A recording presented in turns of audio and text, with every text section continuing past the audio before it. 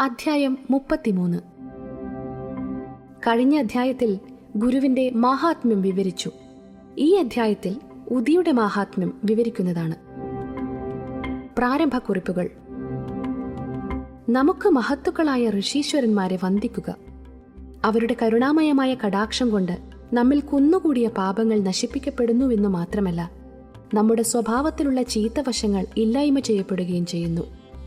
അവരുടെ മനസ്സിൽ ഇത് എന്റെ, അത് നിന്റെ എന്ന വ്യത്യാസങ്ങളില്ല. അത്തരം വിവേചനങ്ങൾ അവരുടെ മനസ്സിൽ ഉദിക്കുന്നേയില്ല. അവരോടുള്ള കടപ്പാട് നമുക്ക് ഈ ജന്മത്തിലല്ല, മറ്റു നിരവധി ജന്മങ്ങളെ കൊണ്ടും തീർക്കാവുന്നതല്ല. ഉധി. ബാബ പലരിൽ നിന്നും ദക്ഷിണ സ്വീകരിക്കലുണ്ടെന്നും അതിൽ നിന്ന് വലിയൊരു ഭാഗം ധാർമ്മിക വിഷയങ്ങളിൽ ചിലവാക്കി ബാക്കി വിറകു വാങ്ങലായിരുന്നുവെന്നും പരക്കെ അറിയാവുന്ന വസ്തുതകളാണ്. ഈ വിറക് ബാബ കെടാതെ കത്തിച്ചിരുന്ന അഗ്നിയായ ധുനിയിലിടലായിരുന്നു പതിവ്. ഈ ധുനിയിലെ വെണ്ണീറാണ് ഉധി. ഇത് അവിടെ വരുന്ന ഭക്തന്മാർക്ക് മടങ്ങിപ്പോകുമ്പോൾ ധാരാളമായി വാരിക്കൊടുക്കലുണ്ടായിരുന്നു. ഈ ഉധി കൊണ്ട് ബാബ എന്താണ് പഠിപ്പിച്ചിരുന്നത്? ഈ ലോകത്തിലുള്ള സകല സംഗതികളും വെണ്ണീറായി പോവുന്ന ക്ഷണികങ്ങളാണ്. പഞ്ചഭൂതാത്മകമായ ഈ ദേഹം എല്ലാ വ്യാപാരങ്ങളും അവസാനിപ്പിച്ച് വെണ്ണീറായി പോവുന്നു.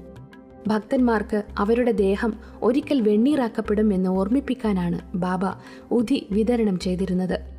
ഉധിയിൽ കൂടെ ബാബ ബ്രഹ്മസത്യം, ജഗന്മിഥ്യ എന്ന തത്വവും മകൻ, അച്ഛൻ, ഭാര്യ എന്ന ബന്ധങ്ങളൊന്നും യഥാർത്ഥത്തിൽ ഉള്ളതല്ലെന്നും പഠിപ്പിച്ചു. നാം ലോകത്തിൽ ഒറ്റയ്ക്കാണ് വരുന്നത്, പോകേണ്ടതും ഒറ്റയ്ക്കാണ്. ഉധി കൊണ്ട് പല ശാരീരികവും മാനസികവുമായ തകരാറുകൾ സുഖപ്പെട്ടതായി കാണുകയും കണ്ടുകൊണ്ടിരിക്കുകയും ചെയ്യുന്നുണ്ടെങ്കിലും ബാബ ഉധി കൊണ്ടും ദക്ഷിണ കൊണ്ടും ഉദ്ദേശിച്ചത് ഭക്തന്മാരെ യഥാർത്ഥവും അയഥാർത്ഥവും തമ്മിൽ തിരിച്ചറിയാനും അയഥാർത്ഥത്തിൽ നിസ്സംഗത്വം വളർത്തേണ്ടതാണെന്ന് പഠിപ്പിക്കാനുമാണ്. ഉധി വിവേചന ബുദ്ധിയും ദക്ഷിണ നിസ്സംഗത്വവും പഠിപ്പിക്കുന്നു. ഇത് രണ്ടുമില്ലെങ്കിൽ നമുക്ക് സംസാരസാഗരം കടക്കാനാവില്ല. അതുകൊണ്ട് ബാബ ദക്ഷിണ ചോദിച്ചു വാങ്ങുകയും ഭക്തന്മാർ വിടവാങ്ങുമ്പോൾ ഉധി കൊടുക്കുകയും ചെയ്യുന്നു. ചിലപ്പോൾ ബാബ ഉധി കൊണ്ട് നെറ്റിയിൽ കുറിയിട്ടുകൊടുത്ത് തലയിൽ കൈവച്ച് അനുഗ്രഹിക്കുമായിരുന്നു. ബാബ സന്തുഷ്ടനായി ചിലപ്പോൾ ആനന്ദത്തോടുകൂടി പാടുമായിരുന്നു. അത്തരം ഒരു പാട്ട് രംതേ രാം ആവോജി ആവോജി ഉധിയാം കി ഗോ നിയാം ലാവോജി എന്നായിരുന്നു. അതിനർത്ഥം ക്രീഡാനിരതനായ രാമ വരൂ വരൂ, ചാക്കുകണക്കിൽ ഉധി കൊണ്ടുവരൂ എന്നാണ്. ബാബ വ്യക്തമായും മധുരമായും പാടാറുണ്ടായിരുന്നു. ഉധിയുടെ ആധ്യാത്മിക വശത്തെപ്പറ്റി അത്രമാത്രം. അതിന് ഭൗതിക വശവും ഉണ്ടായിരുന്നു.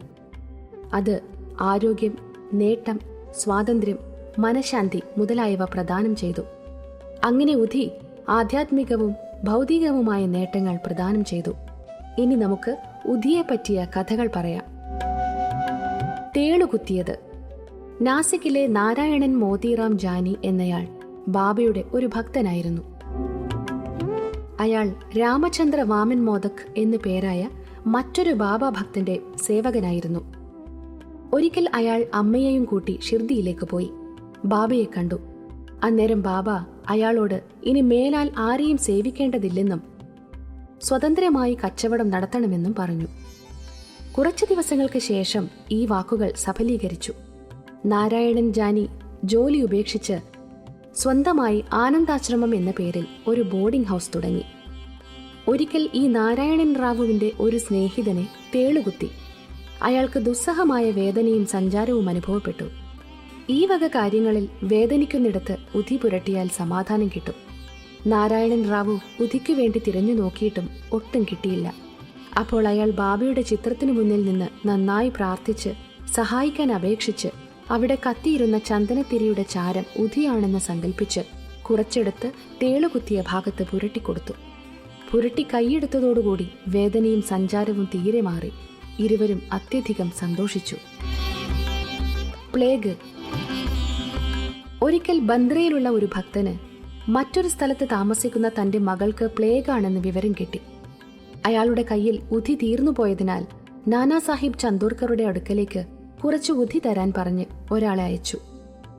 നാനാ സാഹിബ് ഭാര്യയോടുകൂടി കല്യാണിലേക്ക് പോവാൻ താന റെയിൽവേ സ്റ്റേഷനിലേക്ക് പോകും വഴി നിരത്തിൽ വെച്ചാണ് ഈ സന്ദേശം കിട്ടിയത്. അന്നേരം അയാൾ വശം ഉധി ഉണ്ടായിരുന്നില്ല. അയാൾ ഉടനെ നിരത്തിൽ നിന്ന് ഒരു നുള്ളു പൊടിയെടുത്ത് ബാബയോട് സഹായിക്കാൻ പ്രാർത്ഥിച്ച് അയാളുടെ ഭാര്യയുടെ നെറ്റിയിൽ തേച്ചു. വന്ന ആൾ ഇതെല്ലാം കണ്ടു. ചെന്നു നോക്കുമ്പോൾ നാനാസാഹിബ് ഭാര്യയുടെ നെറ്റിയിൽ പൊടി പുരട്ടിയ നിമിഷം മുതൽ ഭക്തന്റെ മകളുടെ 3 ദിവസമായി കലശലായിക്കൊണ്ടിരുന്ന പ്ലേഗ് സമാധാനപ്പെട്ടു വരുന്നതായി കണ്ടു. ജാംനറിലെ അത്ഭുതം. 1904-5 കാലത്ത് ഷിർദിയിൽ നിന്ന് 100 നാഴികയിലധികം അകലെയുള്ള ഗാണ്ടിഷ് ജില്ലയിലെ ജാംനറിൽ നാനാസാഹിബ് ചന്ദോർക്കർ മംലത്ദാറായിരുന്നു. അയാളുടെ മകൾ മൈന തായിക്ക് പ്രസവമടുത്തിരുന്നു. അവർ 3 ദിവസത്തോളം പ്രസവവേദനയായി കിടന്ന് പ്രസവിക്കാതെ അത്യന്തം അപകടസ്ഥിതിയിലായിരുന്നു. നാനാസാഹിബ് പലതും നോക്കിയിട്ടും കാര്യമുണ്ടായില്ല. ഒടുവിൽ അയാൾ ബാബയോട് തന്നെ പ്രാർത്ഥിച്ചു. അന്നേരം ഷിർദിയിലുണ്ടായിരുന്ന രാംഗീർ ഭുവെ എന്നയാൾക്ക് ഇയാളെ ബാബ ബാപ്പു ഗീർബുവ എന്നാണ് വിളിക്കുക. ഇയാൾക്ക് ഗാണ്ടിഷിലുള്ള അയാളുടെ നാട്ടിലേക്ക് പോവാനുണ്ടായിരുന്നു. ബാബ അയാളോട് പോകും വഴി ജാംനഗറിലിറങ്ങി ഉധിയും ആരതിയും നാനാ സാഹിബിന് കൊടുത്ത് വിശ്രമിച്ചു പോയാൽ മതി എന്ന് പറഞ്ഞു. രാംഗീർ ബുവ തന്റെ കയ്യിൽ 2 റുപ്പിക മാത്രമേ ഉള്ളൂവെന്നും അത് ജലഗാവോൺ വരെ എത്താൻ തന്നെ കഷ്ടിയാണെന്നും അവിടെ നിന്ന് 30 നാഴിക അകലെയുള്ള ജാംനഗറിലെത്താൻ ഒരു മാർഗവുമില്ലെന്നും പറഞ്ഞു. അതിന് ബാബ അയാൾ ഭയപ്പെടേണ്ടതില്ലെന്നും എല്ലാ ഏർപ്പാടും ചെയ്തിട്ടുണ്ടെന്നും പറഞ്ഞു. പിന്നീട് ബാബ ശ്യാമയോട് മാധവ ആദ്കർ എഴുതിയ ആരതി ഗീതം പകർത്തി ഒരു പകർപ്പും ഉധിയും കൂടി നാനാ സാഹിബിന് കൊടുക്കാൻ രാംഗീർ ഭുവയെ ഏൽപ്പിക്കാൻ പറഞ്ഞു. ഈ ആരതിയുടെ തർജ്ജമ അവസാനം കൊടുത്തിട്ടുണ്ട്. ബാബയുടെ വാക്കുകളിൽ വിശ്വസിച്ച് രാംഗീർ ഭുവ ഷിർദിയിൽ നിന്ന് പോയി പുലർച്ചയ്ക്ക് 2:45 ജലഗാവോണിൽ വണ്ടിയിറങ്ങി. കയ്യിൽ 2 മാത്രമാണുള്ളത്. ആകെ അയാൾ വിഷമത്തിലാണ്. അപ്പോഴേക്കും ഒരാൾ ആരാണ് ഷിർദിയിലെ ബാപ്പു ഗീർബുവ എന്ന് വിളിച്ചു ചോദിച്ച് നടക്കുന്നത് കണ്ടു. അയാൾ താനാണ് ബാപ്പു ഗീർബുവ എന്ന് മറ്റേയാളെ സമീപിച്ചു പറഞ്ഞു. നാനാ സാഹിബിന്റെ ശിപായിയാണ് താനെന്നും പറഞ്ഞ് നല്ല 2 കുതിരകളെ കെട്ടിയ ഒന്നാന്തരം ഒരു ടോങ്കയിലേക്ക് അയാൾ രാംഗീർ ഭുവയെ കൂട്ടിക്കൊണ്ടുപോയി. അവർ 2 പേരും കുതിരവണ്ടിയിൽ അതിശീഘ്രം പോയി പുലർച്ചയോടുകൂടി ഒരു അരുവിക്കടുത്തെത്തി. വണ്ടിക്കാരൻ കുതിരകൾക്ക് വെള്ളം കൊടുക്കാൻ കൊണ്ടുപോയപ്പോൾ ശിപായി രാംഗീർ ഭുവയോട് കുറച്ച് ഭക്ഷണം കഴിക്കാമെന്ന് പറഞ്ഞു. ഒരു പൊതിയെടുത്തു. അയാളുടെ താടിയും മീശയും ഉടുപ്പും എല്ലാം കണ്ടപ്പോൾ രാംഗീർ ഭുവ അയാളൊരു മുസ്ലിം ആയിരിക്കുമെന്ന് സംശയിച്ച് ഭക്ഷണം കഴിക്കാൻ മടിച്ചു നിൽക്കുന്നത് കണ്ട് താൻ ഗാർവാളി ക്ഷത്രിയനാണെന്നും ഹിന്ദുവാണെന്നും ഈ ഭക്ഷണം നാനാ സാഹിബ് അയച്ചതാണെന്നും ഒന്നും സംശയിക്കേണ്ടതില്ലെന്നും പറഞ്ഞു. അയാൾ നാനാ സാഹിബിന്റെ വീട്ടിൽ ചെന്ന് ഉധിയും ആരതിയും കൊടുത്തു. അപ്പോഴേക്കും മൈന തായിക്ക് സ്ഥിതി വളരെ അപകട നിലയിലായിരുന്നു. എല്ലാവരും അത്യധികം സങ്കടത്തിലായിരുന്നു. നാനാ സാഹിബ് ഭാര്യയെ വിളിച്ച് ഉധി വെള്ളത്തിൽ കലർത്തി മകൾക്ക് കുടിക്കാൻ കൊടുക്കാനും ആരതി പാടാനും ഏൽപ്പിച്ചു. ബാബ അവസരോചിതം സഹായത്തിനെത്തിയതാണെന്ന് അയാൾ വിശ്വസിച്ചു. ഏതാനും നിമിഷങ്ങൾക്കകം സുഖമായി പ്രസവിച്ച വിവരവും കിട്ടി.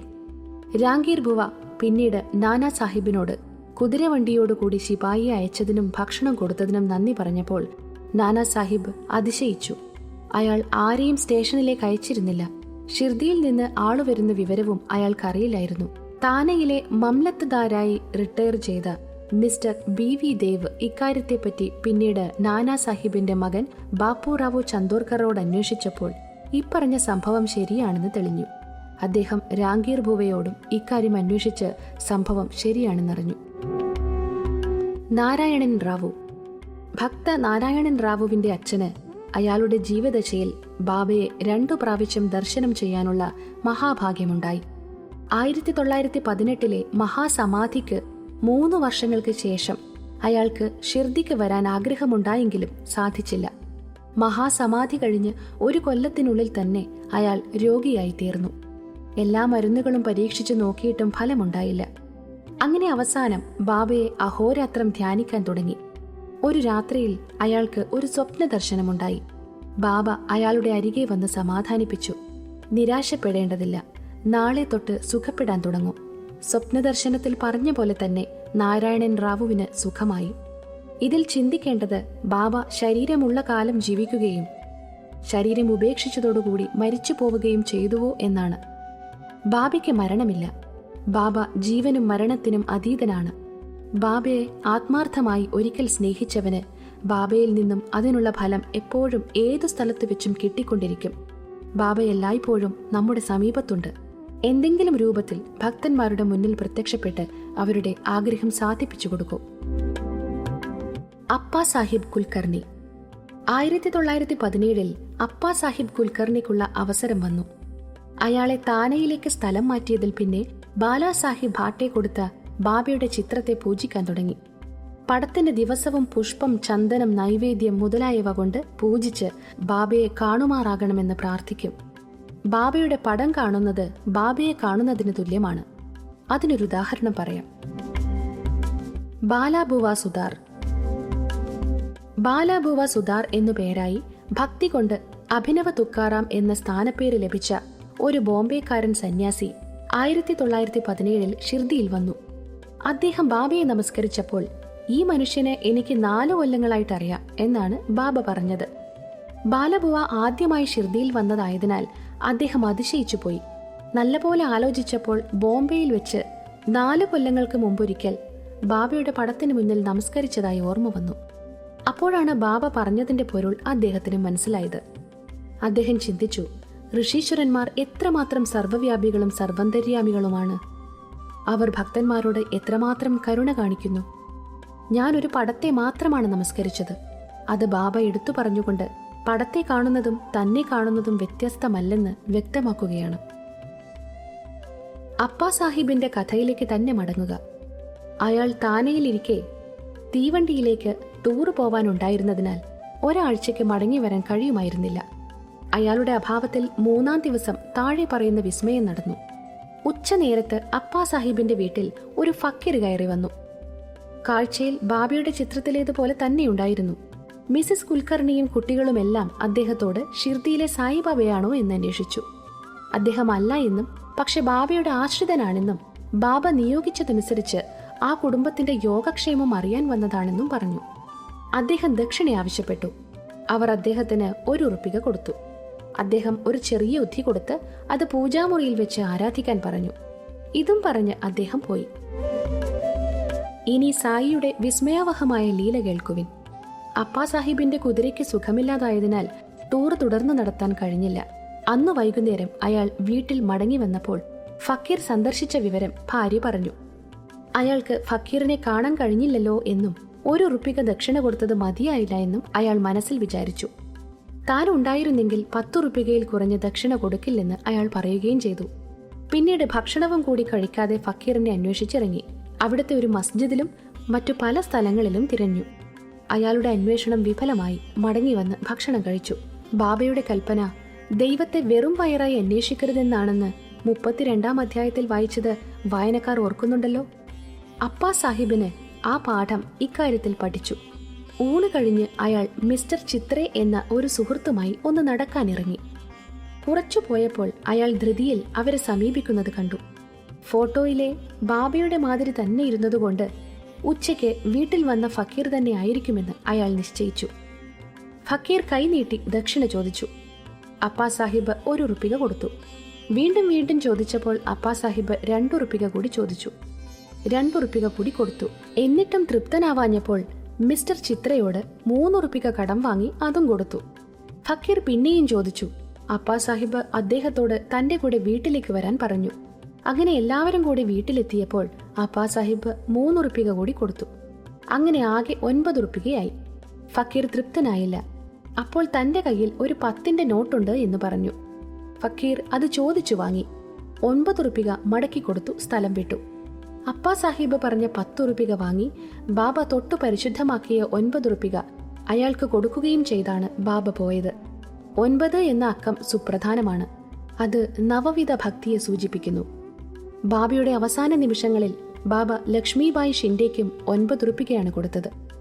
അപ്പാ സാഹിബ് ഉധിയുടെ പൊതി തുറന്നു നോക്കിയപ്പോൾ അതിൽ കുറച്ചു പുഷ്പവും അക്ഷതവും കൂടി ഉള്ളതായി കണ്ടു.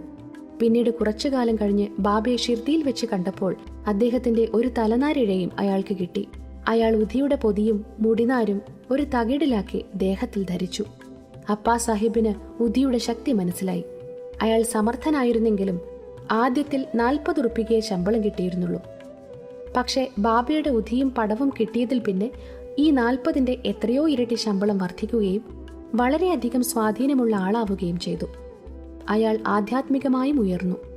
അതുകൊണ്ട് ബാബയുടെ ഉധി കിട്ടാൻ ഭാഗ്യമുള്ളവർ കുളി കഴിഞ്ഞ് അത് നെറ്റിയിൽ തൊട്ട് കുറച്ചെടുത്ത് വെള്ളത്തിൽ കലർത്തി തീർത്ഥമായി കഴിക്കുകയും വേണം.